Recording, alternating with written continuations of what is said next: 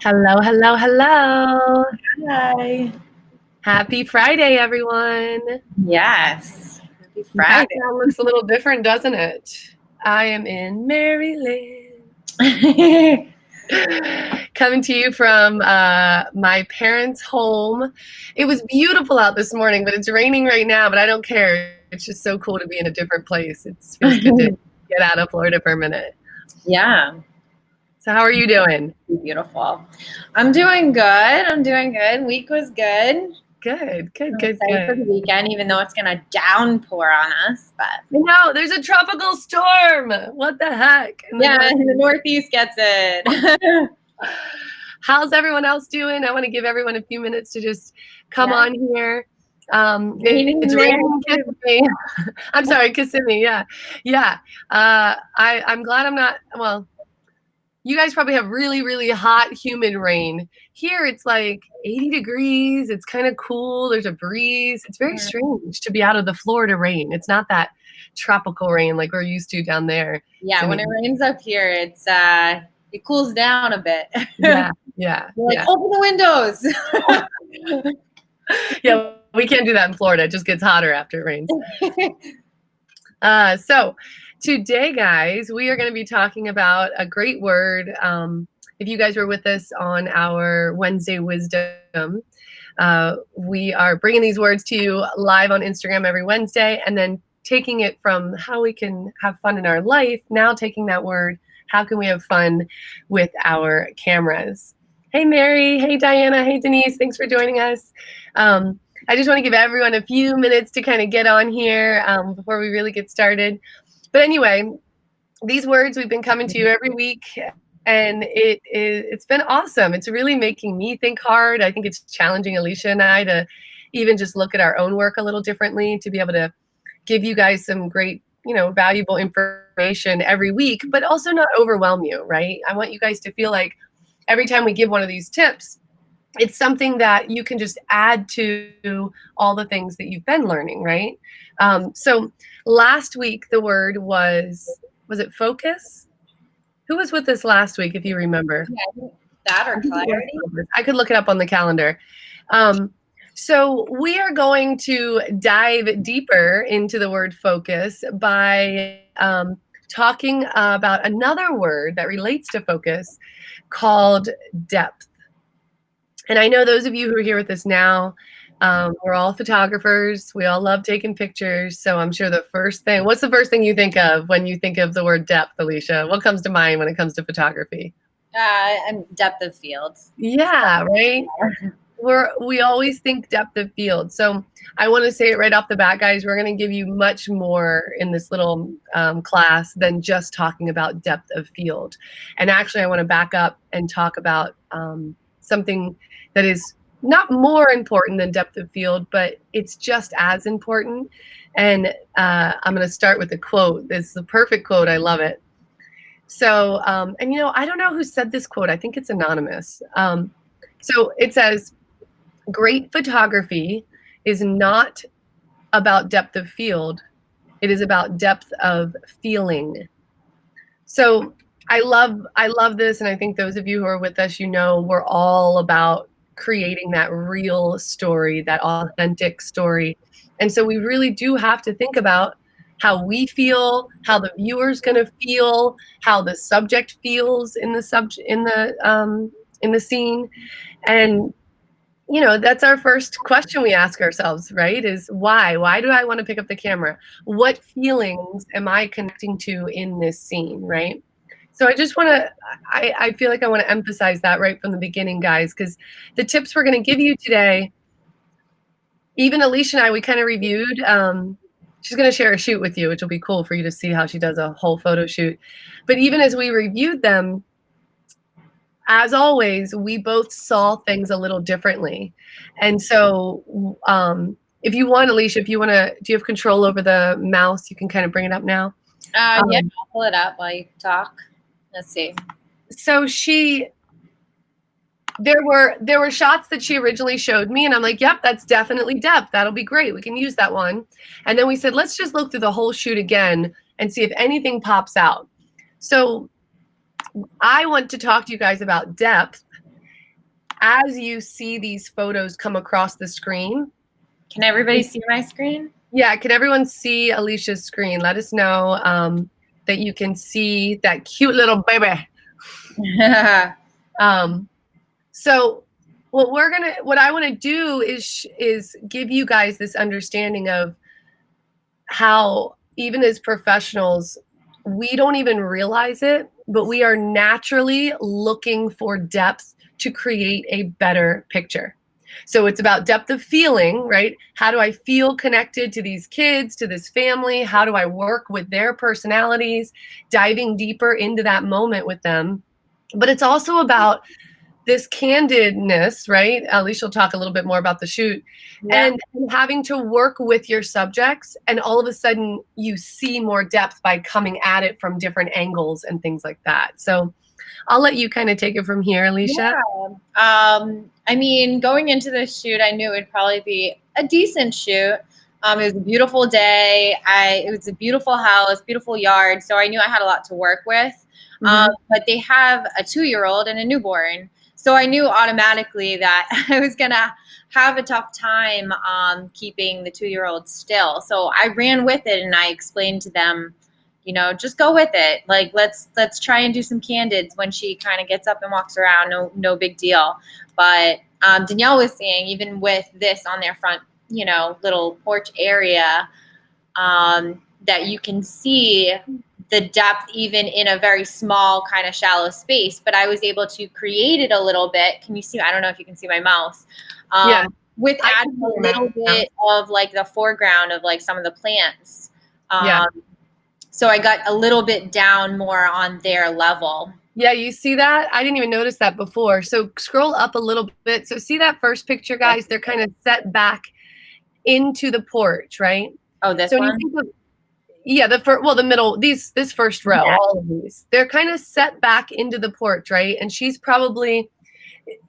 not down on their level. She's kind of shooting down at them a little bit, right? You can see through the scene.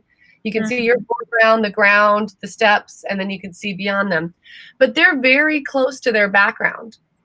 So to create more depth, she got down lower, and see this, point out the little blurred out plants in the foreground there. Oh, right in here. Yeah. So do you guys see that little bit of depth she's pulled into the foreground? So by changing that angle, because she didn't have any depth in her background, she was able to create depth by changing her own angle, and it made you be able to see more of your scene, see through more of the scene, because she went looking for that foreground, right? She looked for something. I did, and I don't necessarily, it doesn't happen all the time, but I was like, ooh, there are plants here. I know they're kind of getting blasted with sun right now, but at the same time, I hate putting people like so close to things on like their background, but it worked out to my advantage, I guess, here. And then here's another moment I really wanted to point out. This one? But scroll up just a little bit so they can see the series. Yeah, so right here. So you guys see how she's working with the little girl. She doesn't have a lot of depth, like she said. And then all of a sudden, that little girl ran out in front. And so immediately she has a chance in the moment, by sticking with the moment and letting it be what it is, and letting it candidly just naturally come together. She was aware of that depth was changing if she wanted her focal point to stay on the little girl. What's funny is, like, she came into the sunlight too, and I didn't act quick enough to change my settings, so I kind of ran with it. It was blown out, so I turned it into a black and white, and it actually works. It's a little still blown out, but just even doing that, knowing you have to stick with that moment, you can still make some photos work, even if the settings were a little off. Yeah, and we really dive into that in Lightroom too. I'm always blown away by when you learn what you're taking in camera and how you can tweak it later, or how much more of those colors you can get back. And then I love this one of her right here in the middle. So again, I love that, this is all organic, guys. We don't over plan these sessions, but I said, Never. Alicia, go look through your shoot, see if there's something we can talk about with yours. And then she's like, hey, I need your perspective, right? Like, I know what's good. I know what the mom like, but I'm too close to this. So we kind of looked it over together. And here's mom almost exactly in the same spot as the beginning. But look how much more depth Alicia created in this scene because of the way she's pulled mom open. And she's got these leading lines pushing the depth of the scene further beyond the mom. So maybe it's not your foreground that's creating depth, and maybe you don't have a lot of distance in your background to create it, but you can use other things like elements in your scene to pull you in, right? To create that feeling of depth. Yeah. And sometimes I don't even know I'm doing it. Right. I know. That's what I mean. It's like you kind of need that other perspective.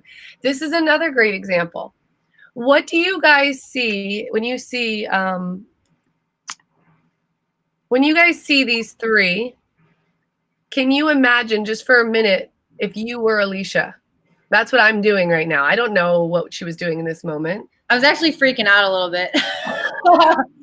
Not gonna lie, I knew that this kid was gonna be running around and my light was gonna be changing, and I was like, oh, I gotta bring up my shutter speed, but I'd love to get more on her level. And in the moment, I'm thinking of this in my head, and I'm like, if I get more on her level, there will be depth behind her. She has a great yard, and like all these little speckled kind of light coming through the trees. Like I knew it was going to actually kind of look cool, even though she's not completely in focus. Like you might think she is, but like even in her eyes, she's a little bit fuzzy. A little, yeah. So I don't know, but it still created that depth. And I love looking down at little kids too, because it gives them that three-dimensional type of feel. Yeah, you see their size too. Yeah. But even look at both. Will you bring up all three again? Yeah. So these moments are split seconds apart, guys, right? And Alicia's in constant movement, where I know you've heard me say before, it's the photographer's dance. If we're working with people, we have to be nimble and limber and move and be able to constantly go, how can I create more depth? Here's a little girl who's less than 3 feet tall. So what position do you think Alicia's in to create more depth? She's way down here, bent over, right? And then what do? You come up a little bit and you start to see how by going straight on to the little girl, you've got all the depth of the scene behind her. But like Alicia said, by coming up a little bit, you give that more three-dimensional look and you're still showing off her size. So, that right shot, the feet are blurry, the eyes are in focus, but where is the most depth? It's actually right behind her face. She's got space behind her.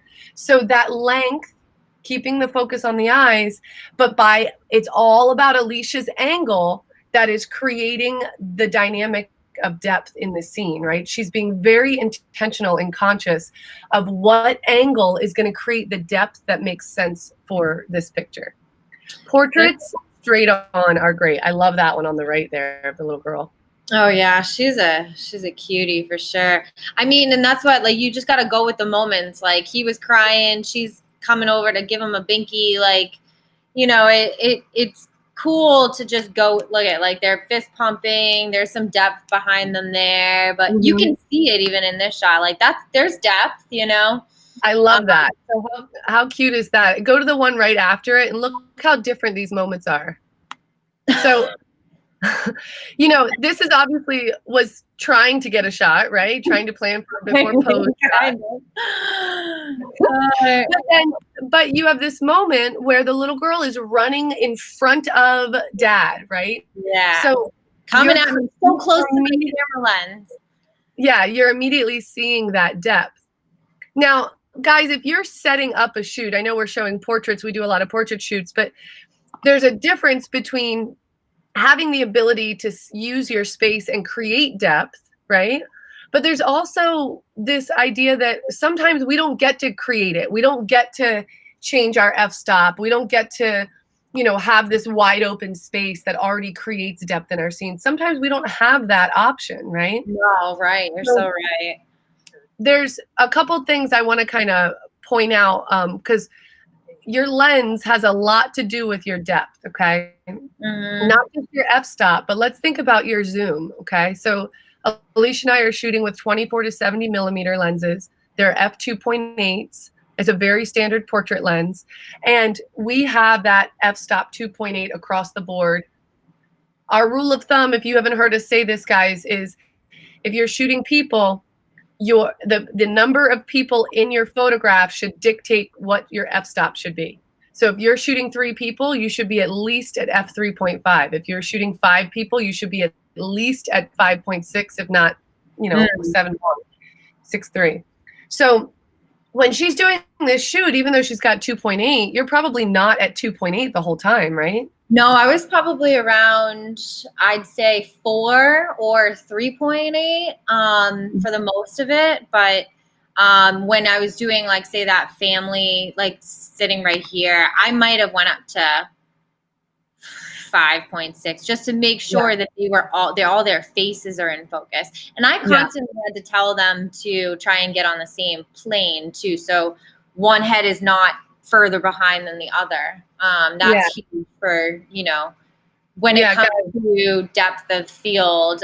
Any person that is behind another person, like their head is like even like a couple inches behind the other person, they are going to be in less focus than that other person I'm focusing on, Yeah, so wherever that focal point is, when it comes to f-stop, technically, guys, if you think of where your focal point is, if I were to draw this on a piece of paper, your focal point somewhere in your midground, you've got all this space between you, the camera, and the focal point, and then you have the background, right? So this is your whole scene.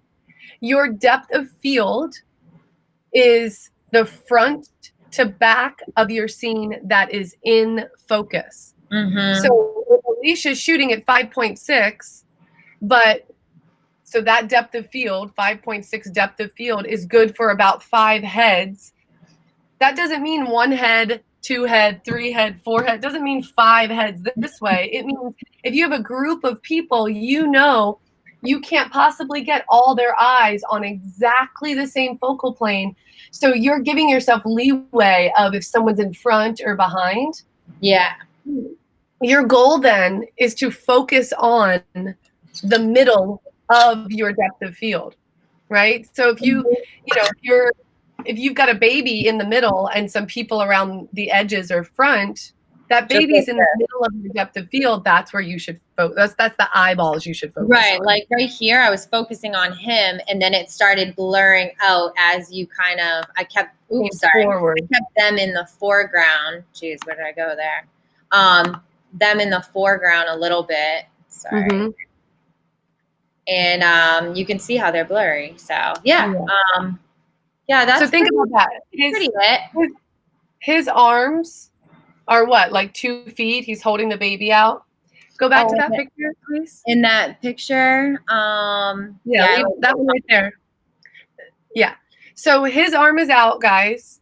I want you guys to physically feel what it's like to be in Alicia's position, taking the shot when her mind is already thinking depth, not just depth of field, but what's my story? What's my depth of feeling? And in this moment, it was about the connection between sister and baby brother, right? So dad's important, but he doesn't need to be fully in focus, right? So here she doesn't need to be at f5.6. You're probably at 3.5, right? Somewhere a little bit lower. And then notice how his shirt, the whole baby's in focus. His dad's shirt starts to lose focus. You can see it a little bit in focus by his arm. And now look beyond the baby. Look how blurred out the grass is. So Alicia has less than 10 feet of space in front of her, right? From the front of the camera to that grass all the way in the background, less than 10 feet of space.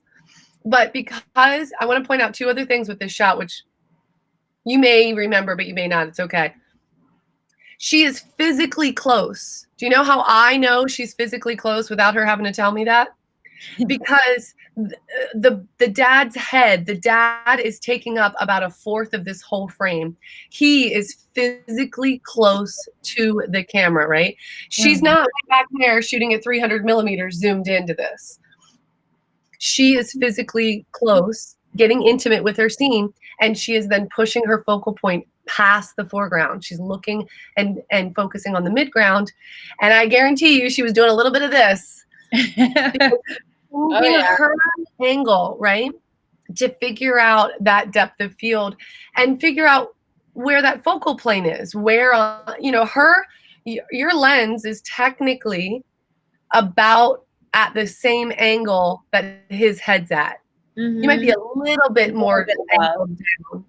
But for the most part, do you guys see that? Do you see how she's working with the angle of the baby, and then everything else around it pulls you into the scene because it's all. I think I was crouching down for sure, or on my knees. So yeah, because they're sitting. Yeah, I think that gives you a good kind of feeling of a shoot. And with the baby too, I mean, I usually do in like nursery shoots, and it was beautiful this day, and I wanted to get that depth of field, with maybe putting them in a basket outside and having more natural light. So yeah, that's what we did here. I love that. So you can kind of get a little bit of the depth of field in these kind of shots too. But you can see how she changed. You changed your angle, and it changed the whole depth of the background. Yeah. So, I mean, that was fun. It's babies are tough, and families are not easy to shoot. But hopefully, that gave you a good I think that was great idea of. Hold on, I gotta pull you guys back up here. Let's see. Go ahead and end your sharing. I'm gonna bring up 2 other shots just to re-emphasize a couple things we've talked about here, guys. And here's the first one, okay? So totally different kind of scene. Yeah. Nothing wrong with this. It's beautiful. It's obviously got a focal point with depth of field, right? 2 things, though. 1, how much depth is behind me? Yes, you can dictate that based on your f-stop, but if you can't go really low on your f-stop, how else can you create that really deep depth of field? You have to be, your subject has to be off the background a lot. So when you look at this focal point and then you look at the things beyond it, the reason they look so blurred out is because they're that far away. My scene is actually about 100 feet here. It doesn't seem like it because it's blurred out. So I'm going to bring up the second one. I wish I could bring them up side by side, but. And you know what? You did it well because that's a very dark scene too in that last shot. So that's hard to even capture. Yeah, I wanted that purple to stand out. Yeah, and it did. This is, I don't know if it's the exact same flower, but it's the same bush. But why does this one look like it has so much more depth of field? Why does it feel like there's more depth in this picture? Well, first that like blurry on the bottom right corner, that must have been part of a flower that you kind of kept in the foreground to keep it interesting and more depth. Yeah, so there's a little purple flower pressed right up against my lens that's creating a foreground depth. And there's 2 key things here, but I'm just going to bring up the other one real quick just to go back and forth and show you how in this moment, because I saw the flower and I was like, this is cool. I'm going to shoot it from where I'm standing. But why does this one look like it has so much more depth to it? Look at the size of the flower. So I have done closer to it. Exactly. I have done 2 things to create that compression that really makes your background look blurry. I have gotten physically closer to my scene, as close as I possibly can to keep that purple flower. Yeah, Diana said it. You're closer to the flower. But I added something to being closer to it. I also zoomed in as much as I could. So those of you who are shooting, maybe not with a low f-stop, maybe you just have your kit lens. It only goes down to 3.5 or 5.6. I want you to zoom in and allow your camera to only go to 3 or 5.6, because zooming in is going to create that compression, that depth of field, just as much as being able to drop your f-stop down. Mm. So these were both shot at 2.8, but this one looks far more detailed because I got physically closer and then I also zoomed in to fill my frame. Both of those things made that flower look like it stood much further off its background, right? This is, I don't think it's the exact same flower, but it's in the same spot. You still have about 100 feet of distance in the background. I'm just physically closer. The background is a little lighter too, which gave it a little bit more interesting look. I'm going to draw something out real quick because I think it makes sense, but here's my drawing, guys. You ready? Hold on. There's my drawing. Subject, background, hold on. Camera. If you can imagine your scene, can you guys see this? You see my beautiful drawing? If you can imagine any scene that you're ever in, you're the camera, right? The thing that I want you to do to take this tip of depth with you today and go and practice is, if you're the camera, I want you to look through your whole scene. What is going on from this moment all the way to where you can't physically see anything else? What's going on, and where is your focal point in that space? If you can bring that focal point closer to you, you are going to create more depth of field. If you can't get that subject off the background, you're going to have to find other ways to create depth of field.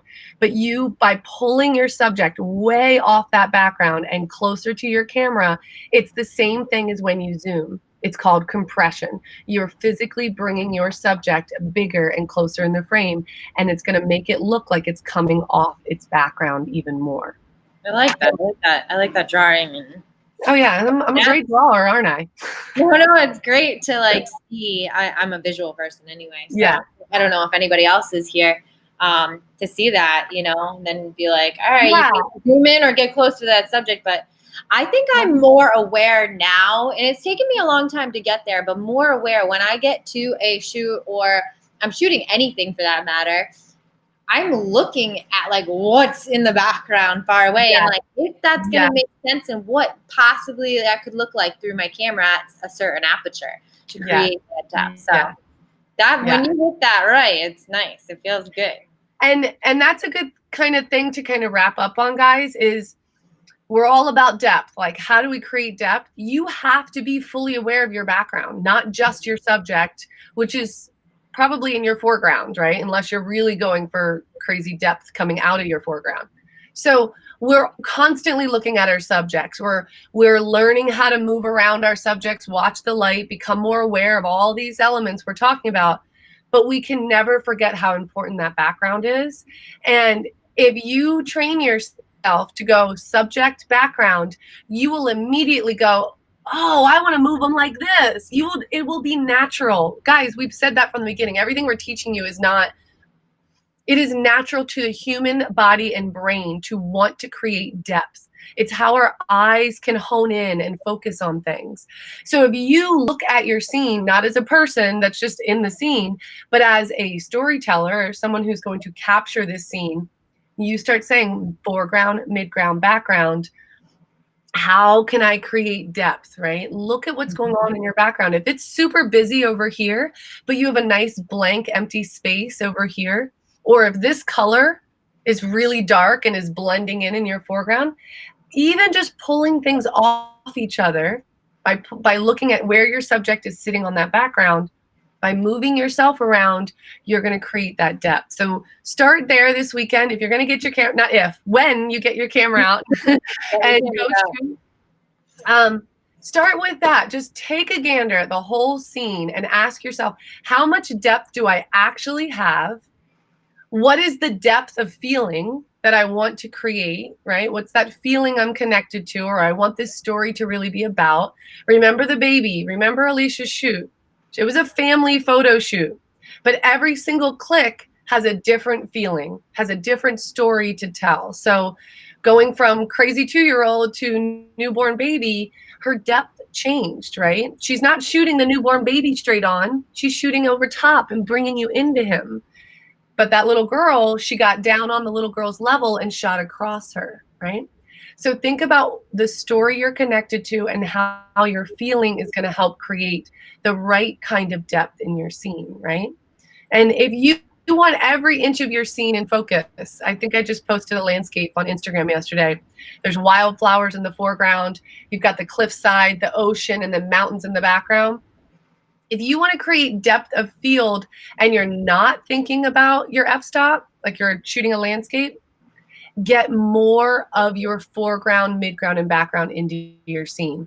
So that shot, if you go look on Instagram, that shot is, yeah, it's cool. It's all about that flower. It's all about that flower that's sitting right in the foreground, and then it pulls you into the depth of the whole scene. Yeah, layer it. You'll see the layers, as Danielle's talking about, that foreground, that midground, that background. You'll see it in mountains too. She has some great shots of mountains. You just came up with another great word we're going to talk about, layering. Layering, yeah, that's fun. Mm-hmm. Yeah, wide angles are great too to create that depth. But yes. So I want you guys, ladies, gents, go out, have fun this weekend, play with your camera, and keep this word in mind. How can I create depth? Yes, we can do it with f-stops, but we can also do it by zooming in and first just paying attention to how we can pull our subjects off the background to really hone in on them, because that's how our eyes want to see. We want to be able to focus, and everything else kind of just falls away. So I hope you guys will share some shots with us. I think everyone who's in this class is already in our group, but if you're not, you guys can join our Facebook photo community. We've had a lot of people sharing photos recently on there. So if you get some fun shots this weekend, you can share them there. And then I've got some fun photo shoots happening tomorrow with the hawk and a private lesson. So maybe I'll have some fun you do this weekend. Yeah, I'll take some fun photos of depth here in Maryland. It's beautiful here. It's such a different scene, actually. I need to go out and shoot the boats and shoot the water and shoot the fields and it's a cool place to capture. Yes. I'm going to go on an adventure this weekend. I hope you guys do too. Have a wonderful, wonderful weekend. Alicia, thanks for joining me as always. Thank you. Thanks, guys. We'll see you next week. Bye. Bye.